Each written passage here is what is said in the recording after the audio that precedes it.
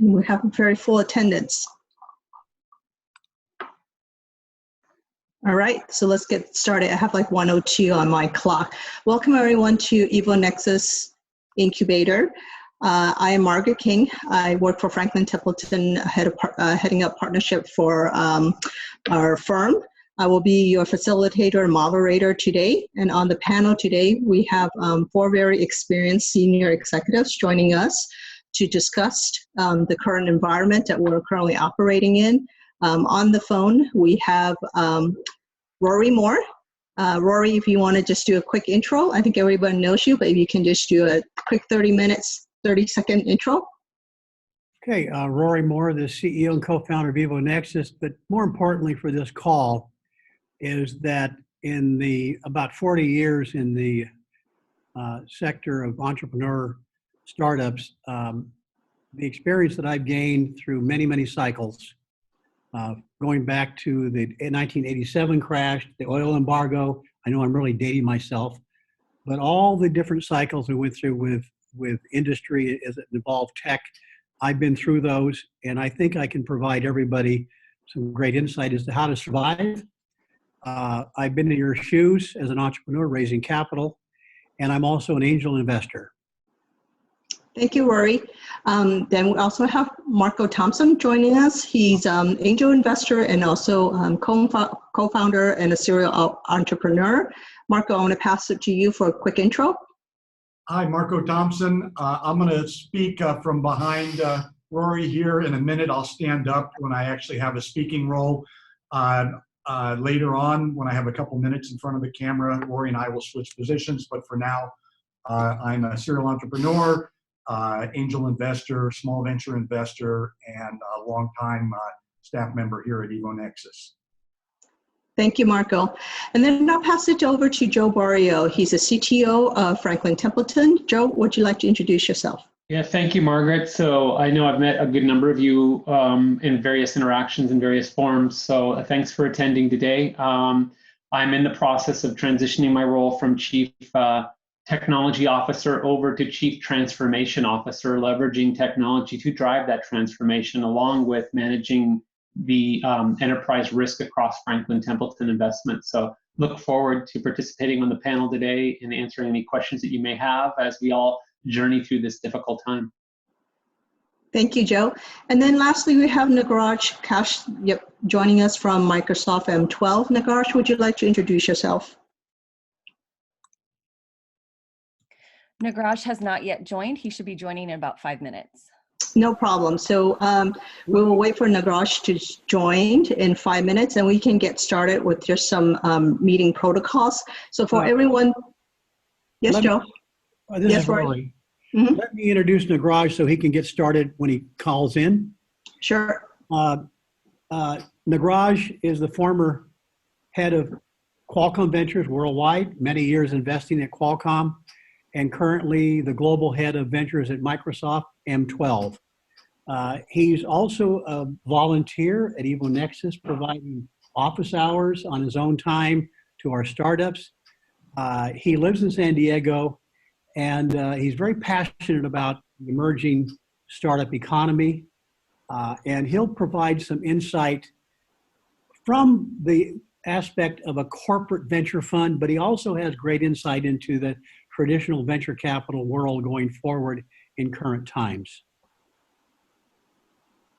Thank you, Rory, for introducing Nagaraj. So we'll get started. Just for meeting protocols, we'd like everyone who is not speaking on the panel today to first mute their speakers. And when you do have a question, there's a button here that you can raise and lower your hand. And then the third way to answer questions, we'll take streaming questions live during this session, is to type your question in the Zoom group chat box, and Brittany will be monitoring the questions, and then we'll try to answer as many questions as possible for each of the 4 topics we want to cover today.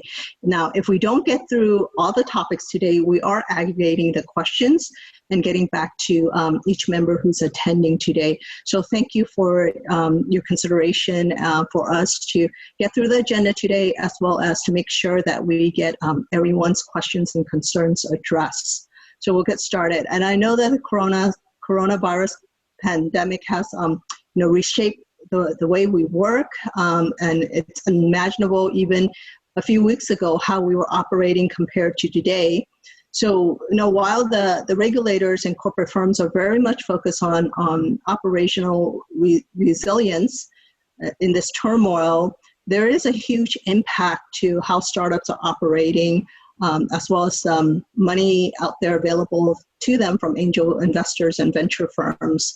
So we wanted to address some of these topics with four things listed. We're going to start with talking about the state of the business in the startup environment. So Rory, I want to pass it to you first to to tell us a little bit more about what you're seeing in the new wave for entrepreneurs and some of the lessons you learned, because you mentioned you've been through some of these market cycles, and to take away some of from your deep domain experience and knowledge. So Rory, I'm going to pass it to you first on the panel. Well, thank you, Margaret. Thank you, Franklin Templeton, for assisting with this important webinar. I believe there'll be a whole new wave of entrepreneurs that will become start companies going forward in the toughest of times.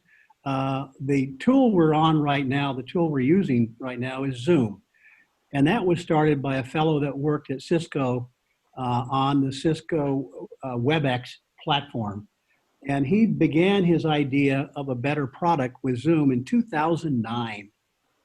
Decided to leave Zoom and start a company. And that was still with the aftershock of the financial crisis. So his company, Zoom, went public last year, and it currently has a market cap of $35 billion. So it's an example of a startup that was born during tough times, hard to raise money. And Eric, I've met him personally. He presented at the Qualcomm Venture Summit this last summer. And he told me personally, when he tried to raise money, he couldn't raise a dime of money off Sand Hill Road. Not one dime, everybody. He found a third-tier investor, venture capital fund. He found an angel investor, and he found a corporate investor called Qualcomm Ventures that invested in Zoom early days. So he got through it, we can get through it, and you can get through it. So let's not let the current market conditions slow your enthusiasm. You're just going to have to get more creative, do what everyone has done in tough times, figure out a way to get through it. And we're going to talk about some of the ideas today of how you get through it without a lot of money, and you can do that. So I think that sets the tone. I've been through it before, some really tough times. I don't want to go into all those because I don't think it'd be that valuable to learn about the IPOs that we had to pull because of tough times. But I've been in your shoes, and we know how to help you. We do know how to help you. Thank you, Mark. Thank you. Yeah, thank you, Rory. And then Marco, I know you've been through some of these turmoil as well, and you're a very experienced entrepreneur. What are some of your thoughts in this new environment and some of the things that you think would be helpful for our companies in the portfolio companies? Yeah, thank you, Margaret and Rory. So a couple of quick observations. My first professional innovation economy career started in 1977. So I've seen about 4 of these. This is the worst by far. So prepare yourself, brace yourself, because if you think it's weird now, it ain't half as weird as it's going to get in the next couple of weeks. The one thing I wanted to quickly mention is I'm going to quickly mention here 5 options that you have as portfolio entrepreneurs, 5 options that are in front of you. If you don't want to write all these down, please don't. Brittany is putting all this together as we speak in a PowerPoint that she will be able to forward to anybody that wants it after this call. And so I'm just going to quickly cover the 5 different options that you've got as an entrepreneur in a startup company. And I think in a conversation we had, Rory, I, Margaret, Joe, and others earlier, is that we may have some follow-up 1-hour sessions on select of these 5 options for people that want to dive deeper. So quickly, item 1, option 1, government bailouts. So nobody knows the details of this $2 trillion bill yet. Every one of our service providers, our accountants, lawyers, et cetera, are studying them feverishly in order to be able to provide counsel to their clients. We're going to take advantage of our sponsors that are becoming expert on this. Within the next week, I expect we're going to know the impact of this government bailout and as it applies to startups, as well as anybody else on the planet. We'll be sharing that with you and with our portfolio directly. So item 1 for you is government bailouts. Item 2, grants. For some of you, there are government and foundation grants available, either to fund non-recurring engineering, NRE, or to fund proof of concept or other researchy sorts of projects. So for those of you that know how to apply for grants and have grant giving institutions that are still answering their phone and their email, that may be an option for some of you on this call. The third option is strategic companies. So you know who your strategics are. You know who the companies are in our sponsorship portfolio and in the world as a whole who care about the technology, the products, the services that your startup is working on. Some of those strategics are going to remain healthy through this phase. Many of those strategic are going to be unhealthy and will not be answering the phone with respect to funding startups. But for some of you, you may have the option of counting on some of your strategics as a source of funding for projects or for non-dilutive investment into the products and services that you're creating.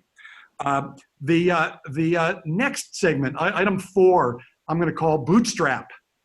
Some of you have gone beyond the process and already have products that are ready to market. Some of you are not waiting for $500,000 or $2 million to develop product. You're waiting for $500,000 or $2 million to hockey stick your product in your markets. For those of you that are out trying to raise money to take your product to the next level with respect to marketing, you may be able to find a way to bootstrap your business to the next level without as much financing or without any financing.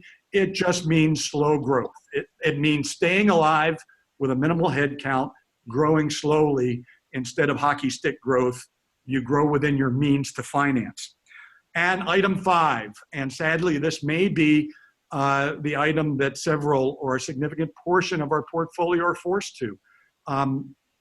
Some of you are going to be forced to what I call turtle mode. Turtle mode is where you bring your expenses down to zero, where you essentially put your company on ice or on the shelf for the 3 months or the 18 months it takes to restore a reasonable economy that includes institutional investors and angel investors. Turtle mode is certainly the thing that we want to talk about the least, or that we hope that the fewest of us have to talk about, but it's also going to be probably the only opportunity for some that are in our portfolio. So further down in this call, Margaret has got sections where we'll talk about angel funding and some of the other options here, but I wanted to give you the five categories of options that you all have. I'm sure there'll be questions later, and I'll cede the floor back to Margaret. Thank you. Thank you, Marco. That's very helpful and for setting up some latter topics for our discussion later right now. We have Nagraj joining us, so I know we're running up to our 15 minutes, but Nagraj, it'll be really helpful. Well, welcome, first of all, and it'll be really helpful from a venture corporate pool perspective. What are some of the things that you're seeing in the current environment that you can share with our portfolio companies? It's usually I'm more optimistic, so this is a harder one for me to address. But I will tell you that as context, I went through the 08-09 timeframe as well, and the key differences between 08-09 and what we're facing now is on the pro side. When the recession hit in 08, there was the venture funds at that point in time were caught at the funding cycle in their own funds, which were pretty bad in the sense they actually had very little capital to begin with, and when this happened, everybody froze. So it was not just startups, it was just like even very good startups had a pretty hard time raising money. And this was also preceded by Sequoia sending their famous memo, which scared everybody. That turned out to be a pretext for them getting the best deals at that point in time. So I think that was the thing. In today, from a pro perspective, there's probably between 6 and 9 times the amount of capital that has been raised relative to 08, 09, which means that there is a lot of money on the sidelines in the private markets.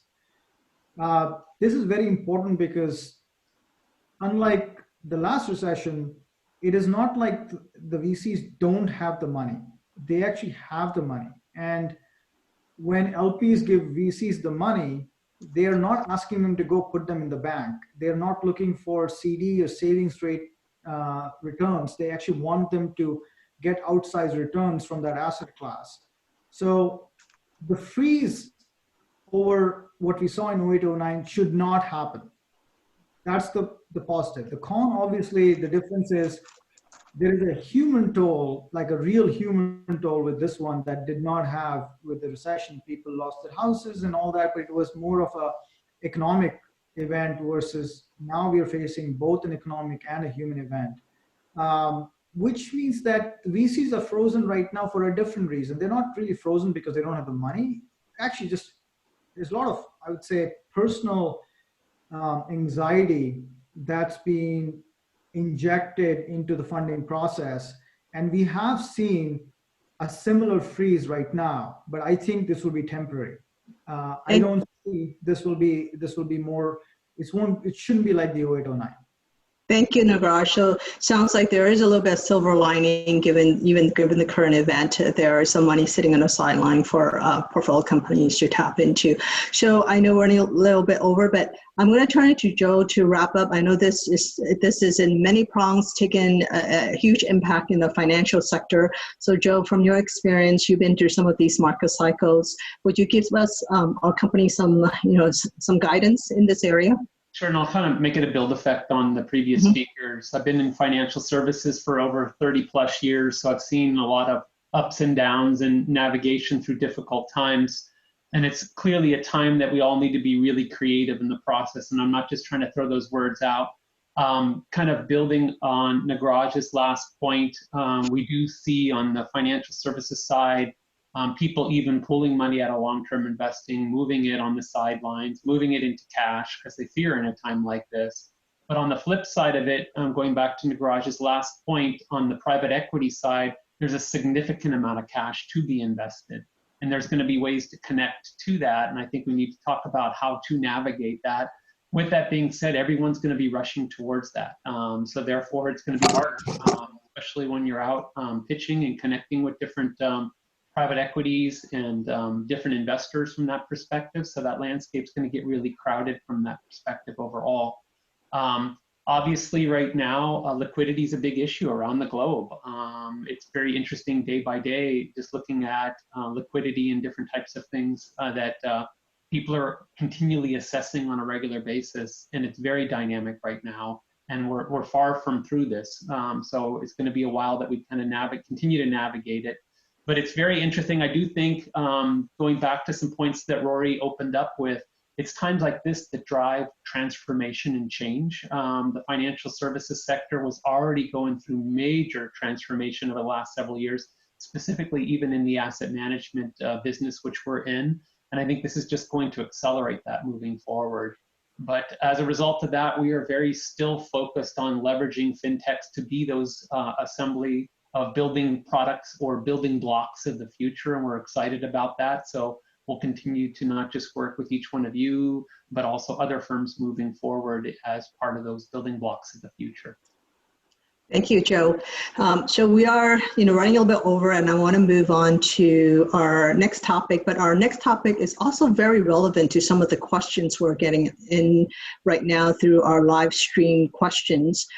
So on our next topics, we really want to cover things from the angel and the venture capital funding environment.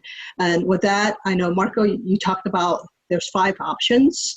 And if you can start, one of the questions that came in is very relevant to what we're talking about in this section, is that there's a question coming in asking you, if you have to go bootstrap or turtle mold, then should you pivot? So that's one question, Marco. What are your thoughts on that one?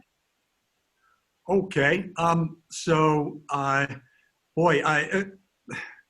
Given the fact that on topic 2, which is angel financing, I don't believe that there's any angel financing available for at least 3 months, if not 18 months in a worst case scenario.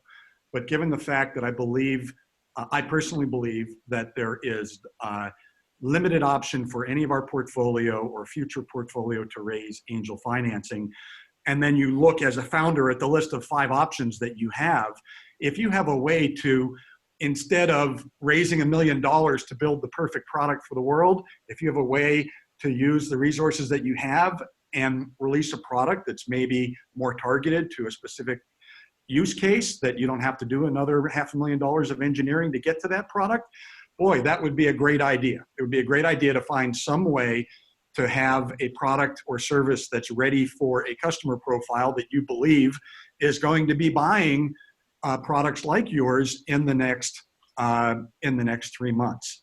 So if you do have an option to pivot into an adjacent product field, I think that's a strong option. Back to the topic of angel fundraising, my personal prediction is that when we look back on Q2 of 2020, which is April, May, June, when we look back on that quarter compared to the same quarter a year before, the angel funding statistics will be down somewhere between 80 and 95%. It won't go to zero. There will be a smattering of deals that happen, or continuing funding that go into deals that angels love. They don't want to let them die. But for all intents and purposes, angel funding is dead for 3 months, in my opinion. And so if you are relying on finding angels and closing $500,000 or $1 million or $1.5 million funding in the next 30, 60, or 90 days, I would advise you strongly to find a different strategy for the next 30, 60, or 90 days. I'll stay here, Margaret, in case you had any questions or any follow-up on that. That'd be great. We do have a couple of questions coming in, and I think it might take a little bit longer to ask, Marco. And so we'll collect those. So including, further explain how to get strategic investment with non-diluting, their equity, and then the business is one of them. But we'll get those a little bit captured because I think that's going to take a little bit of time to go through. And we have questions coming in, Nagraj, given you're in the institutional capital VC. There's a question coming in to you. So one of them is, do LPs have the right to ask VCs to freeze and hold an investment until there is more clarity? Oh, Nagraj, you might be on mute. That is an excellent question. So I would say, as a rule, it is not, when VCs have a fund that's raised, it is not on a per call basis. I mean, the capital is committed, which means that the LPs don't really have any sort of real power to hold back the funds. We heard of an event about 2 weeks back where a pretty major financing to the tune of $60 million basically collapsed because the what is called the LPAC, the LP Advisory Committee, had sort of held the funds back from going in. That is a very rare instance, and typically the LPs have that right if some of the covenants of the agreement are broken, in the sense if a VC firm is trying to overinvest in a specific company, that is, they're trying to save one of their portfolio companies and they're overexposing the fund to a particular company, the LPAC can actually refuse to approve the investment. But as a rule, that is not something that LPACs or LPs are able to do. Of course, I think Joe mentioned this at some point. These are strange times and we don't know what the behavior will be, but as a rule, that is not actually how that works. So the committed capital is the committed capital. Got it. Okay. Well, thank you. There's one more question coming in for you, Nagraj, as you're very popular in this section. What does for Nagraj, what does he expects retailers to do when it comes to investment in technology partnerships for the rest of the year? Is there a silver lining in this area? We are seeing, so I think the way to think about any crisis is there's always tailwinds for certain kinds of companies. The obvious ones are ones that are taking advantage of the work from home trend. That's what we're on today on Zoom and things like that. But the tailwinds also essentially extend to industries like grocery, like retailers. There is the fundamental shift that's happened, if you think about it, is there is a new class, a new demographic of online shoppers that's come on, the new demographic of shoppers that come online during this crisis. At a certain age group, people who actually wanted to go physically to get groceries and get these things are not going anymore. Now they've gotten used to doing this online, and some of this behavior won't go completely snap back.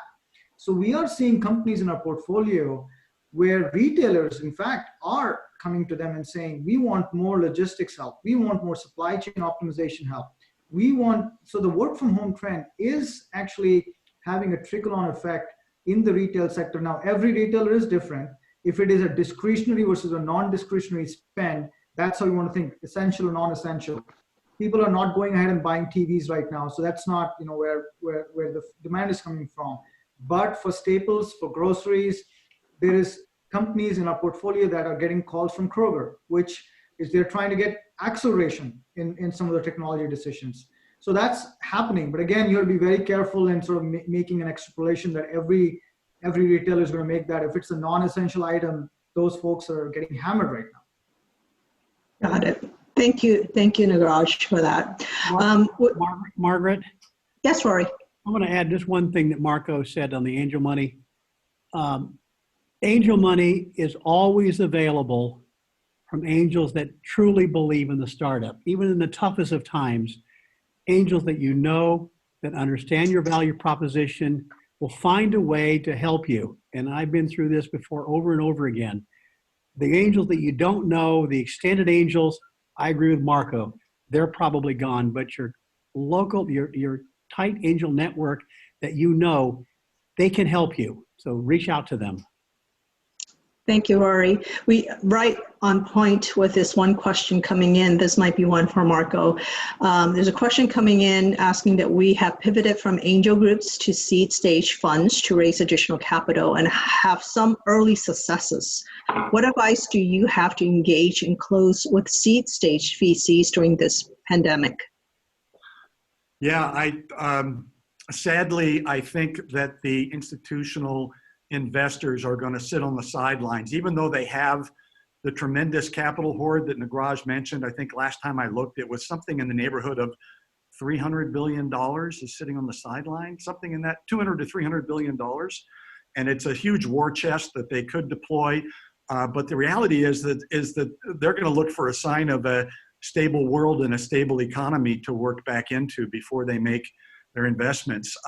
They're probably, depending on who you ask, they're either a little bit more skittish than the angels or a little bit less skittish than the angels, but a very similar profile. I don't predict that the venture investors, whether they call themselves early stage or middle stage, late stage, whatever, I don't predict that they're going to be back in the game anytime before 3 to 18 months from now.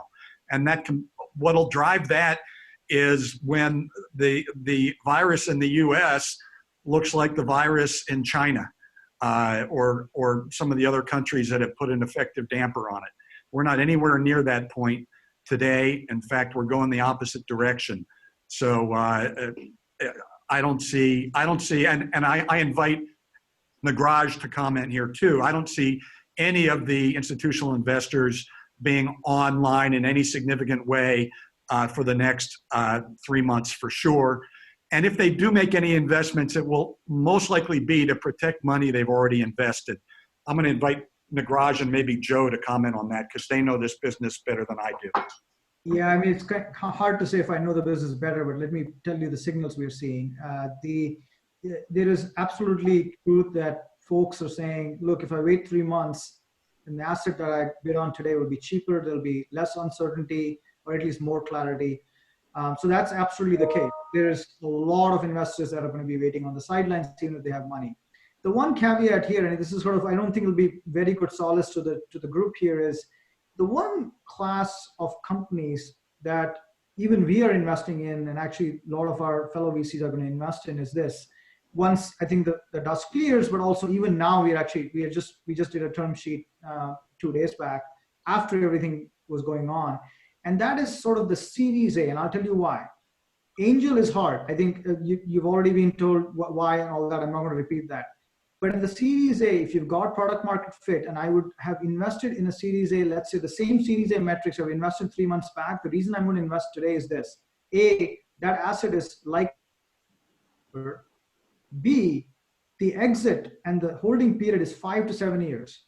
So at that holding period, I'm very comfortable that we are either out of this mess, or if you're not, then the whole world is gone anyway. It doesn't really matter. If you're not out by 7 years, then it doesn't really matter. So I'm actually investing in the Series A right now, and a lot of our fellow VCs will invest in Series A because the holding period is so long. But that means that you have to cross the chasm to get to the Series A, and that's the challenge for the group here.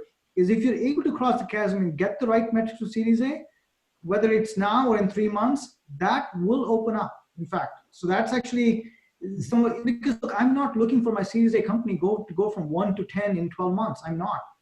As long as I give them 24 months, which is what we're saying, minimum of 24 months of funding, that is fine, because we expect 2 to 4 years whether this thing lasts. So that is what I think that class will get funding.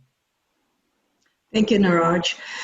We're running a little bit over, but this is one very important question. It's very relevant during this time, and I'm going to put this question to Joe. There's a question coming in, very relevant to your space in risk management. Is there an opportunity for technology that's well aligned with the stresses created by the pandemic? If so, how significant is the opportunity relative to pre-pandemic environment?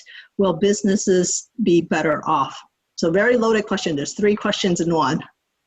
Yeah, so I think just thinking about that, it all boils down to data at the end of the day. And also look at how people are operating remotely and leveraging the technologies. And it was interesting, I was on with a group of executives yesterday in the asset management industry. And yes, we were talking about how companies are operating from a disaster recovery and business continuity and sustainability. And towards the last 15 minutes of the call, they were pivoting towards, so how are we going to operate post this crisis? Is it going to radically change the way that business is operating today?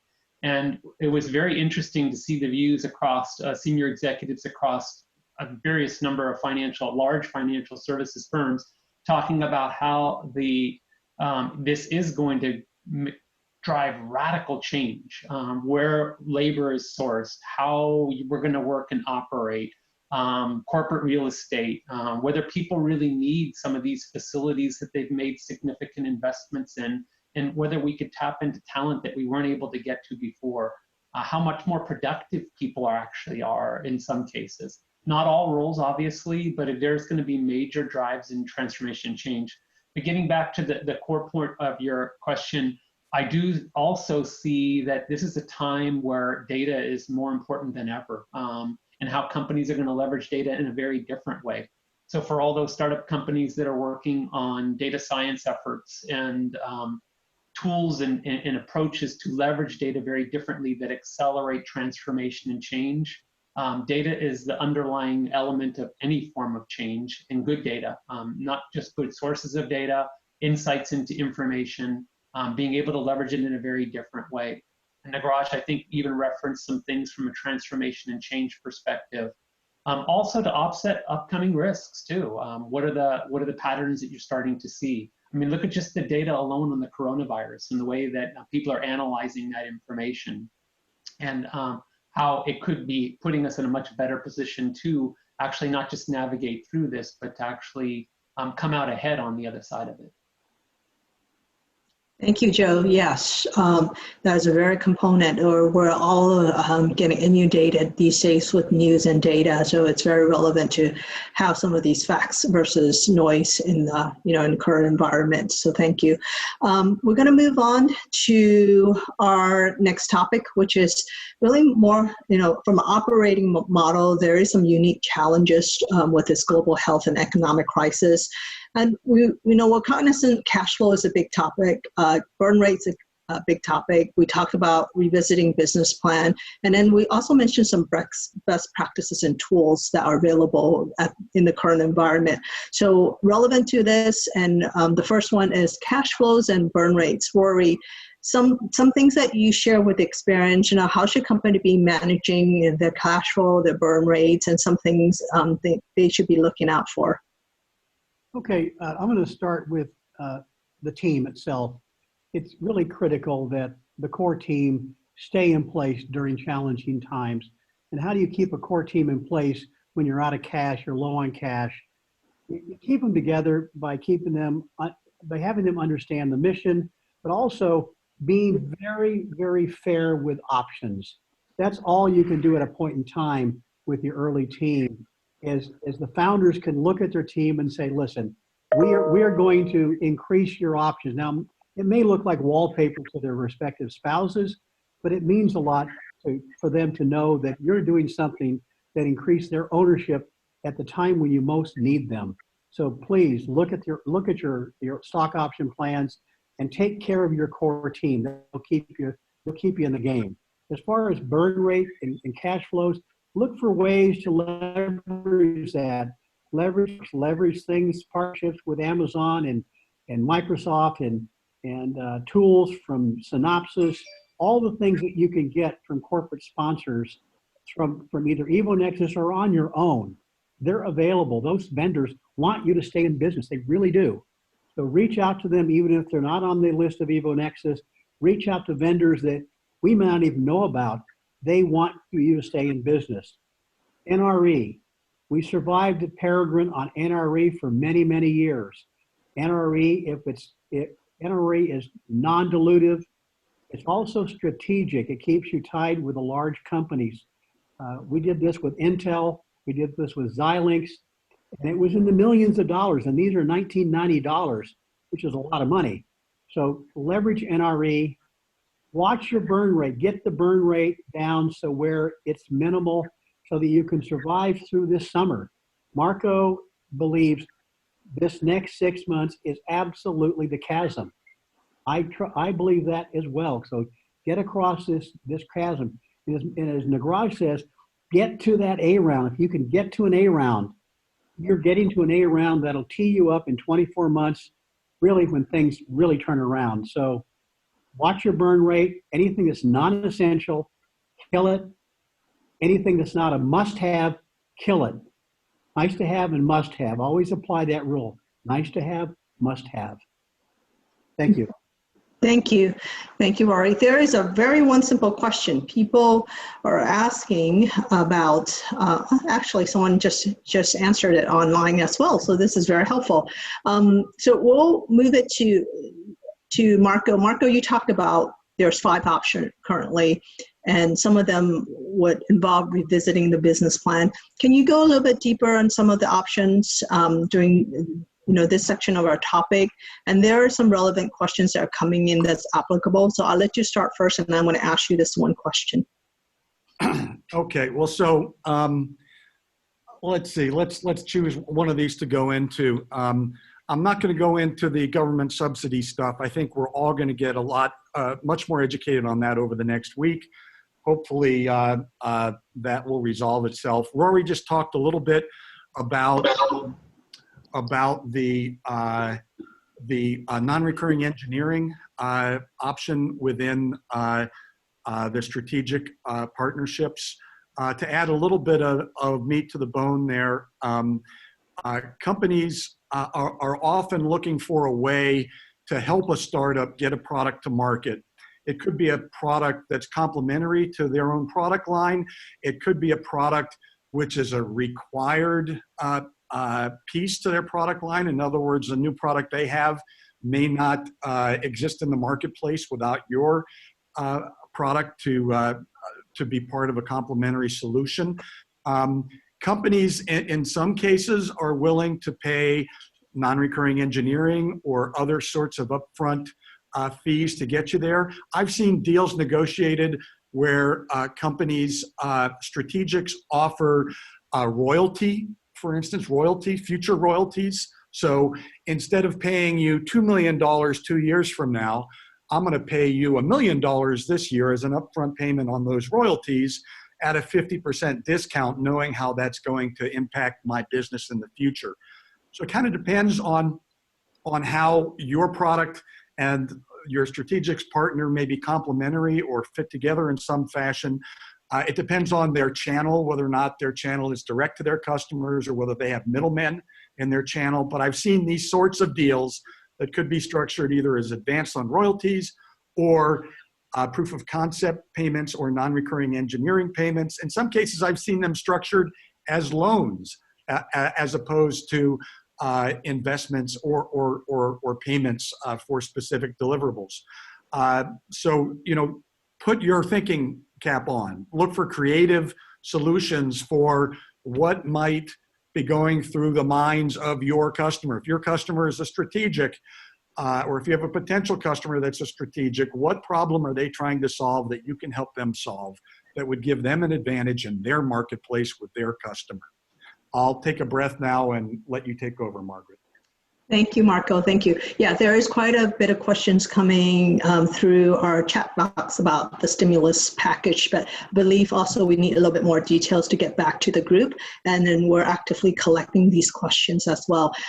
Before we hop off on this unique environment we're operating in, there is a question that's very relevant, and it's for Joe. One of the question is, what do you think would be the behavior of financial institutions to new products in the next 6 to 9 months, even if the product helps with current environment, saving costs and enhancing remote working environments?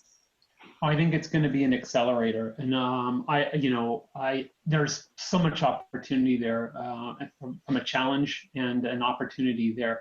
So I think going back to the last point that Marco just shared, if you can align around a business need and solve for a problem right now, you have a great opportunity in this marketplace. I know that talking to other peers, it's really interesting that a lot of the large providers of technology services, it's not that they're struggling, but oftentimes they may not be able to move and pivot as fast as maybe a small startup could. So I think there is opportunity for you to kind of step up and think about what are the greatest business needs right now? Can you align around that? Can you pivot something that you've started and slightly go in a different direction to fill the need that's out there right now? We, within Franklin Templeton Investments, will continue to look to startups, as I mentioned at the opening of the call, to leverage them as building blocks of the future. That's not changing. Obviously, we're all under cost pressures right now, so whatever we could do to reduce operating expenses, but speed up some of the efforts that we have underway. The strategy is still there. We're looking to leverage the talent in a very virtual way to begin with. We love the fact that incubators are very creative and resources within startup companies are very versatile, that they're able to work across various activities. Sure, they might be able to go deep in particular areas, but go very wide, but you need to be super flexible in a time like this. So aligning around business needs and solving for that right now, I think is more, there's a greater need than ever. And I think that's going to accelerate the need for various activities across financial services. Thank you, Joe. That's very helpful. We're going to move on to our last topic for today's webinar. Is really talking around EvoNexus incubator updates and working from a virtual office and virtual environment. Part of Evo's program is strong mentorship and the network they offer. With that, I'm going to actually pass it back to Marco to start talking about some of the things that from a mentorship and offering experiences through the network. What are some of the things that, from your world, your thoughts around helping businesses identify key vulnerabilities and formulating best strategies? What is Evo's plan in proactively advising each of our portfolio companies? So those companies that are still in the portfolio, that are still resident in our incubator in this time that most of you are working from home, it's business as usual. And we all know it's not really business as usual because you're not here. You can't walk into Rory's office and get some advice ad hoc. We're not dragging any investors or tour groups through the building to come meet you and exchange business cards. Some of you raise money from some of those people we drag through. So the ad hoc flavor of EvoNexus is not in effect today. But what we do have is we do have our mentor network. And we encourage those of you that are already engaged with 2 or 3 of our mentors. It's up to you as the founders and the CEO of your company to be working with your mentor network. You have to make yourself available. You have to get on their calendar well in advance. You have to treat them with the respect of being prepared and coming to each meeting with the results of the advice you got last time, how that played in the market or in the product development process that you're in. And you have to be reaching out to them to get engaged and to stay engaged. That's your job as the founders, is to stay engaged with your mentors. For those of you that don't have enough mentors, and I think the perfect number is 2 or 3 that you meet with at least once a month, 2 or 3 mentors that you meet at least once a month. And if you count Marco or Rory as one of those mentors, cross those off the list, because we each have 40 children right now in the incubator, and we don't have enough time to be focused on each one of you. If you don't have 2 or 3 mentors, then get with Jonah, get with Brittany, get with Lawrence up in the Bay Area, get with Bob Genther and Irvine, and get yourself squared away with some additional help. I guarantee you, if you look at our website under, let's see, committee members, board members, and there's even a tag called mentors and EIRs. Look at that list of people, even if they're not exactly aligned from your industry. The fact that most of those people have started multiple companies, had growth experience in multiple companies, and exited from 1 or more companies. We've got over 140 people on our website that meet those 3 criteria. And we can hook you up with them. You probably need to meet with 2 of them for each one that you like each other, but it's your job to seduce the mentors into caring about your team, your product, your technology, your market, and your future. It's up to you to seduce the mentors to care enough to put their time into your business. So to the extent that you're not engaged with enough mentors today, reach out to us, because that is our job number 1, is making sure that you have mentoring resources for the problems that you have. Yeah, thanks, Marco. There's a question. Marco, can I build on that for a minute? So I think the other thing is really, to Marco's point, is yes, I know that a lot of you are used to operating physically, and this is going to be for an extended period of time. You got to get really comfortable using these virtual tools. So how do you set up, stand-up meetings with your staff on a daily basis? How do you engage with your potential clients? How do you interact with people very differently than you did before? We're starting to think about that for the Silicon Valley FinTech Incubator. Even how do we get you introduced into people that we would have maybe physically brought through the incubator, not just clients, but potential consumers or customers of yours in the future? How do we virtually connect them in a very different way? So I would say get very comfortable with every platform out there, not just Zoom, but whether it's Skype, Microsoft Teams, just ways to communicate and collaborate. I think Microsoft's done a phenomenal job at building platforms for that. I think there's opportunities for companies to look at how to exchange information, interact with one another in very different ways. Be comfortable with that. You have to go out of your way to do that on a daily basis. So what you might have been used to doing maybe once or twice a week, you might need to do 5 and 10 times a week, touching base with not just your staff members, but not just your mentors, but continuing to build your virtual network in order to manage through this. Margaret, if I could add one more thing. Sure. Thank you, Joe. Those are all very important points. I guess I just run under the assumption that most of our CEOs are tech savvy and know how to manage their operations already, but you bring up good points that they not only have to know how to do it, but they need to be efficient at it and adopt it as their new business model.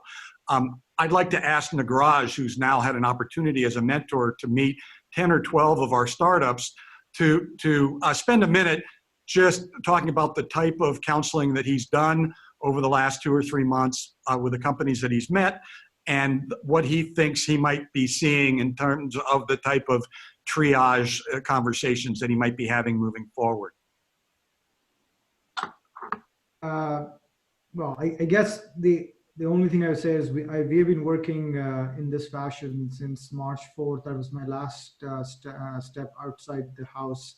I haven't actually left the house in terms of just going anywhere. And it's been pretty efficient. I don't think our team has missed a beat at this point. Many of our startups have adapted in rapid fashion to doing this. I think a lot of the tips and tricks that were mentioned here, we do Wednesday water coolers, Monday ask me anything, Friday happy hours. All of those things are required to keep everybody engaged.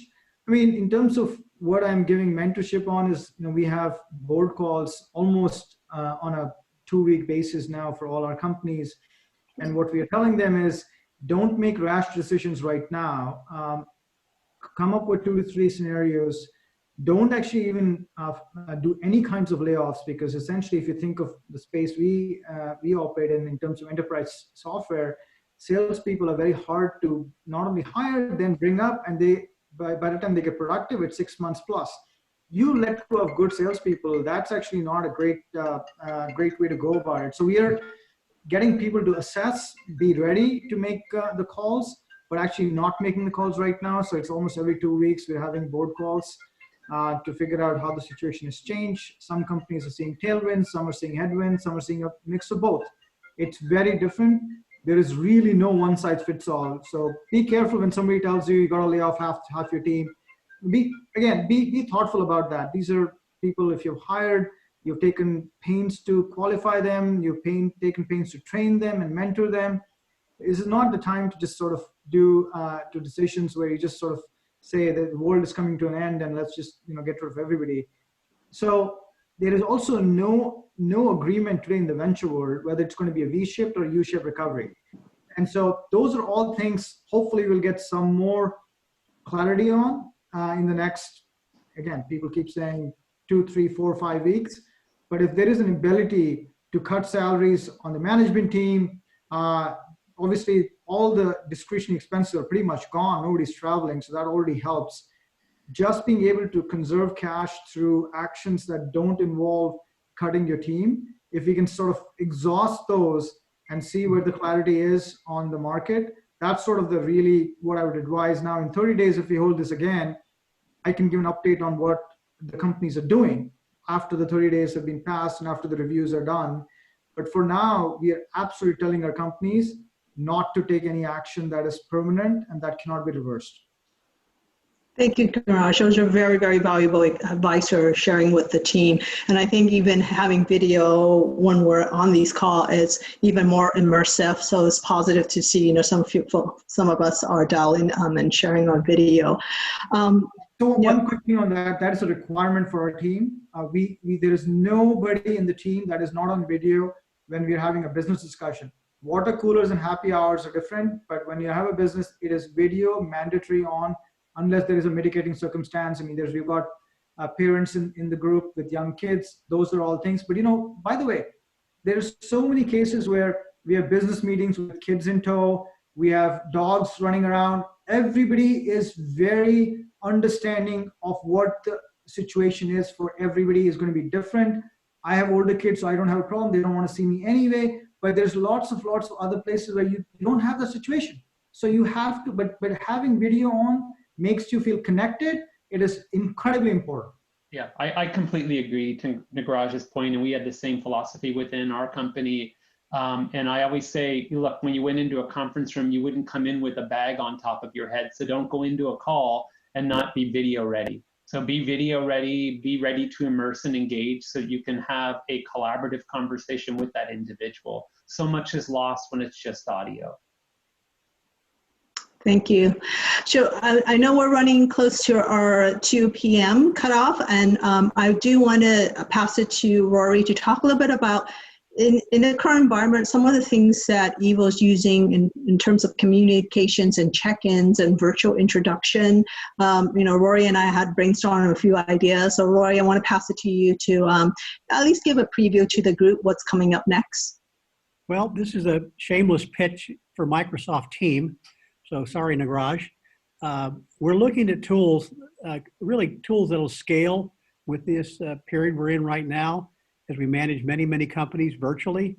So we're looking at tools for the portfolio, for our team, to basically assist you better going forward or virtually. Check-ins, also, again, back to the check-ins, video is really key, but check-ins need to be preceded by real updates. We're more valuable in a check-in, a monthly check-in, when we have the material in front of us before the video call.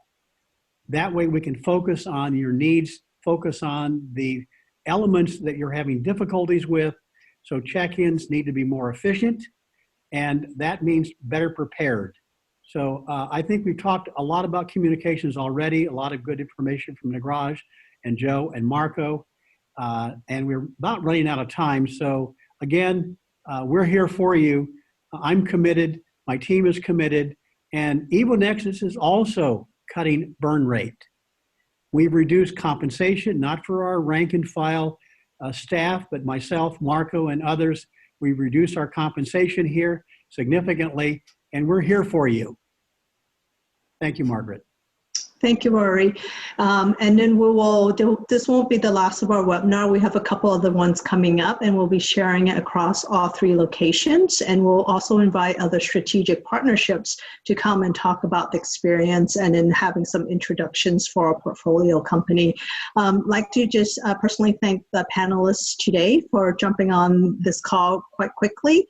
I think your advice was very valuable and timely. And we wish you well and safe during this time. And we will also collect the rest of these questions and send it out to the relevant folks. And hopefully you have some time to get back to our portfolio companies. Thank you, everyone. Have a great Friday. And thank you for joining today's webinar. Thank you, Margaret. Yeah, thank you, Margaret. Thank you, everybody. Thank you.